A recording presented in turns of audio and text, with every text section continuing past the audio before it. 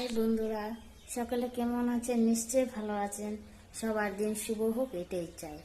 একটা কথা আজকে বলতে আসছি, সেটা হলো আপনি আপনার স্ত্রীর কাছে কখনো কোনো কিছু গোপন রাখবেন না।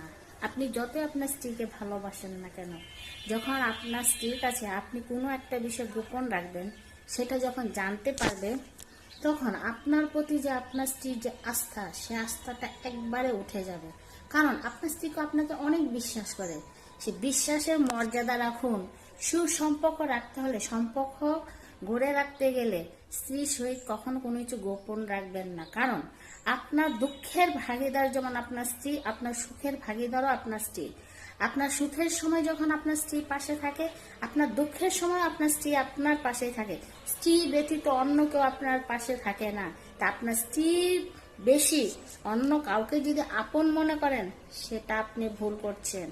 সেই জন্য স্ত্রীর কাছে কখনো কোনো সময় কোনো কিছু গোপন রাখবেন না। স্ত্রীকে ভালোবাসলেই চলবে না, স্ত্রীর প্রতি আপনার যত্নবান হওয়া উচিত। তাই সম্পর্ক সুন্দর রাখতে গেলে, সম্পর্ক সুস্থ রাখতে গেলে আপনি আপনার স্ত্রীকে প্রাধান্য দিন। স্ত্রীর কাছে সমস্ত কিছু খুলে বলুন।